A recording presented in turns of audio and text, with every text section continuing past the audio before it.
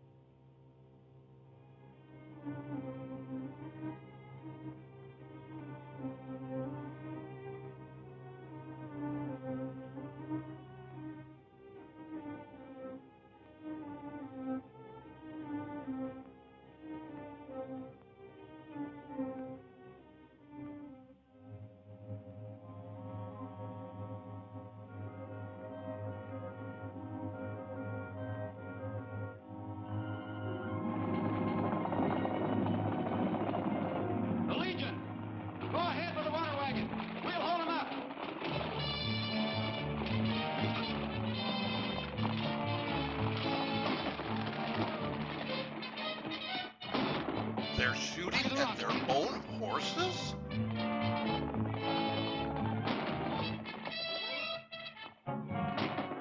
Hold on here. We'll cut over the hill.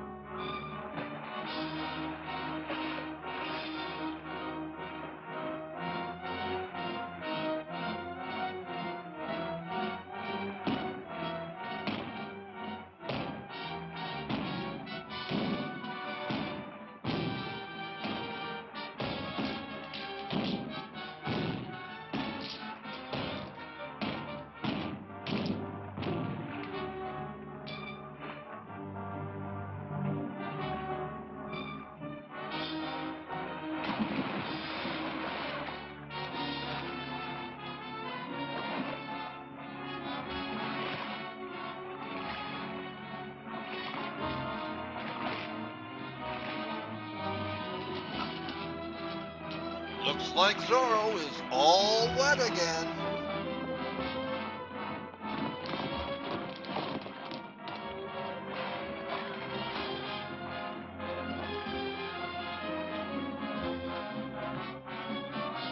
Ramon! Ramon!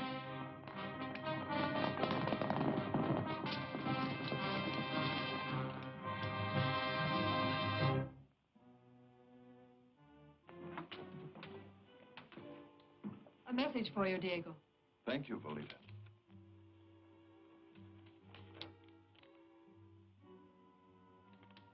Military captured a Yaqui stealing firearms.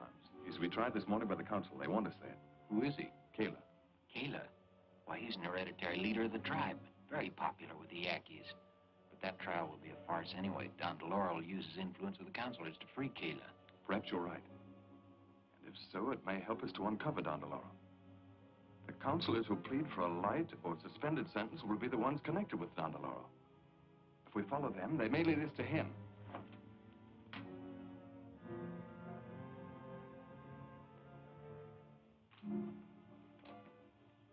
Case of the state versus Kayla. A Yaqui charged with violating Statute 419 of the Civil Code, specifically stealing firearms. There's a surprising number of Indians defying this law. True. Presents a grave situation, especially as the Yaquis seem to be completely under the influence of Don DeLauro. I strongly recommend the full penalty of the law be imposed in this case. But the penalty calls for only 30 days imprisonment. So light a sentence will never stop the Yaquis from arming themselves. What do you recommend? That we enact a new penalty, imposing the death sentence on all violators of this law. But gentlemen, Kayla is the prince of the Yaqui tribes, greatly beloved by his people. To execute him for so slight an offense would make the Indians like us even less than they do now. We want their obedience, not their affection. I propose that Kayla be hanged in the public square tomorrow morning. Excellent. Make an example of him. I also agree. Show the Yaquis they cannot break our laws and live. We have little to fear from that quarter. Except bloodshed and death. Well, if you want to nitpick, Kayla's execution will so arouse the Yaquis that they will storm and overrun San Mendorito in their fury. This hanging must be prevented at all costs. But it's a task for only a few of us. Much depends upon the rescue of Kayla. If we fail, the Yankees will engage in a war of revenge, with Don DeLauro as their leader. I want 4 volunteers to help rescue Kayla. We'll draw for it. so the best artists get to help you?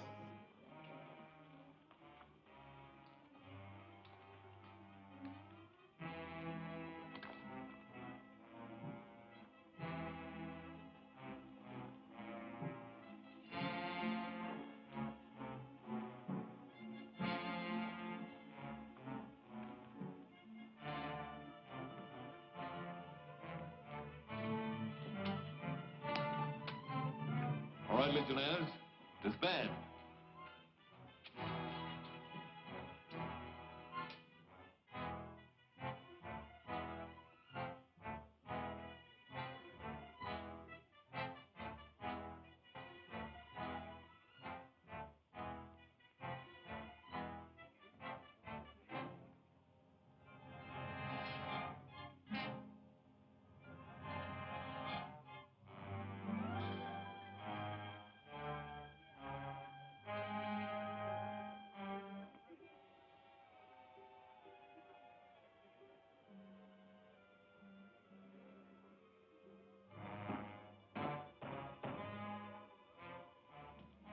Horrible, isn't it?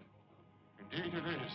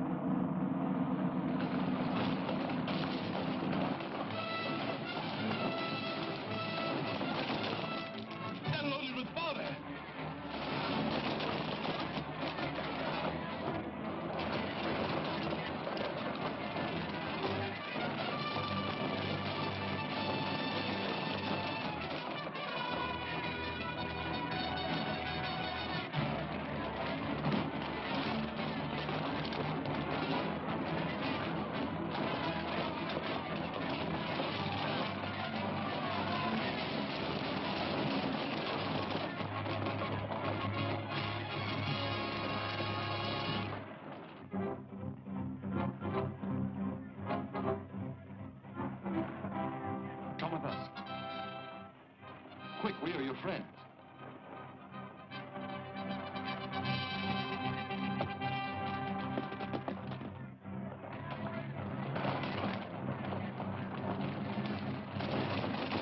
Duck and cover and kiss your asses goodbye.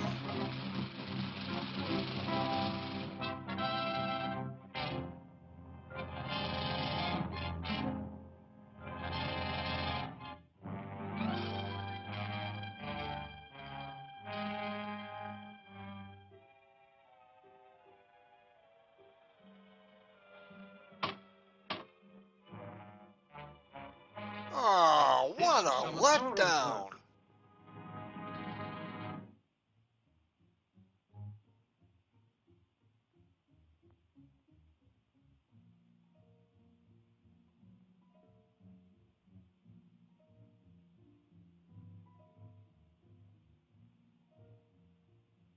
Zorro, but for you, I would have died. Caleb's life belongs to his white brother. Then listen, Caleb. Listen to your blood brother. Caleb listens. Don DeLauro wanted you to die so that he could lead your people on a war of revenge. Lead them to death and ruin. No. Don DeLauro takes care of his children. Then why did he leave you to be hanged? Your brother knows that the God you worship has been defiled by a white man. Think now. For many years your God slept. Then suddenly he rose, walked, and spoke. His words urged your people to forget the years they lived in peace with their white brothers and to war upon them. Those words were not the wish of your true God, but came from the white man who had stolen into Don DeLaura's body. You must save your people from death and destruction. Let me expose this false God. Take me with you to Don DeLauro.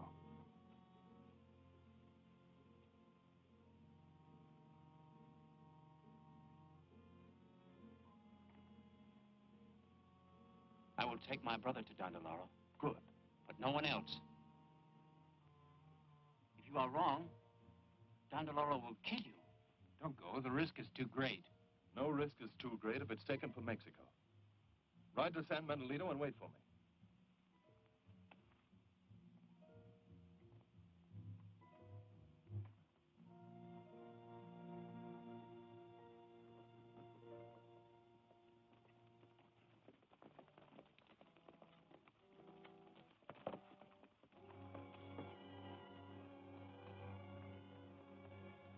Don DeLauro's cave is beyond that rock.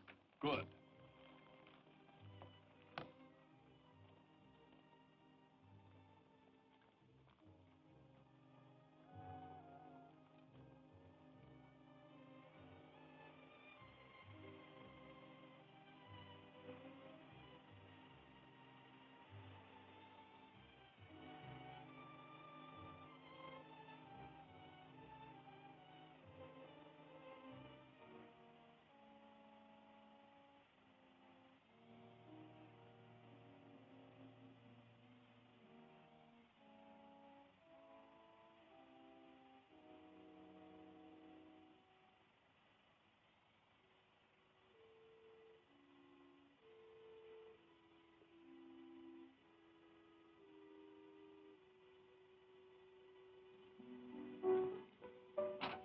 Hello? Anybody home?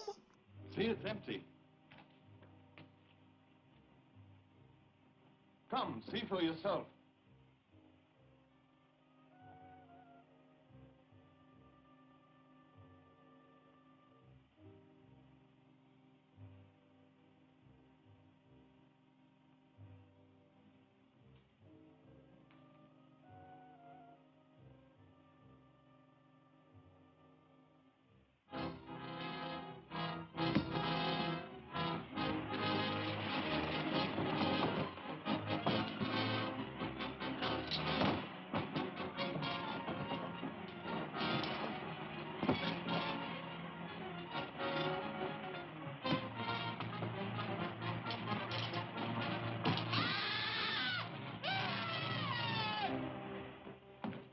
All right? Yes. Quick, Caleb. You must summon your people.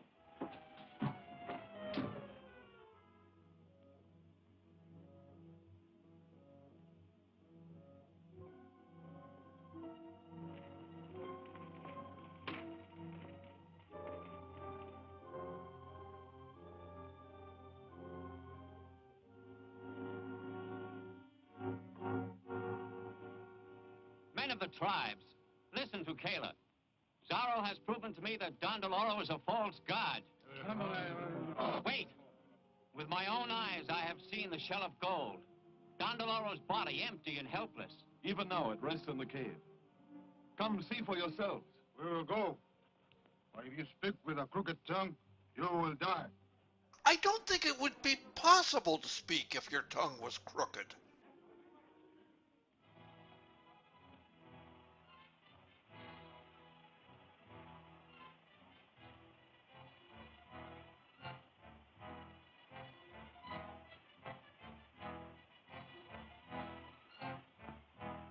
You see, there's nothing to fear.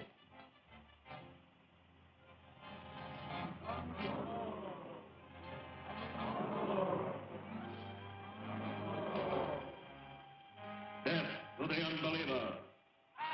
Help them or I'll shoot. Don Deloro, god of the Yakis, cannot be harmed.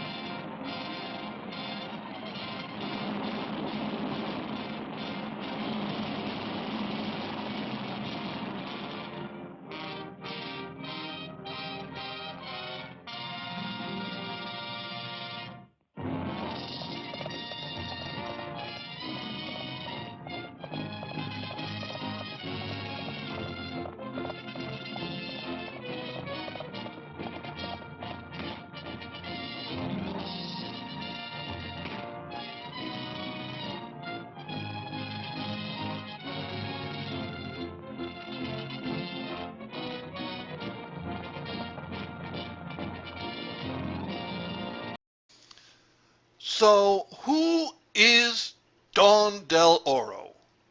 The big reveal comes tomorrow when we watch the exciting conclusion to our story.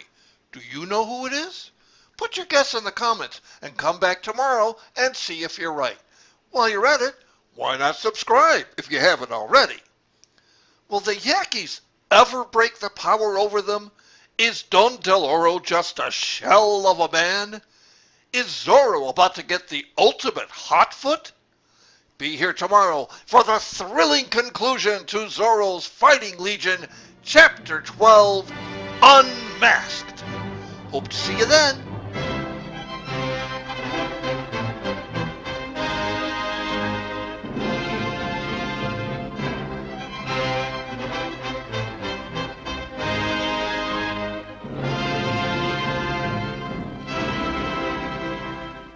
Hey everybody, it's Richard again, and if this is the first time you're viewing my series, you've already missed a lot. So why not subscribe?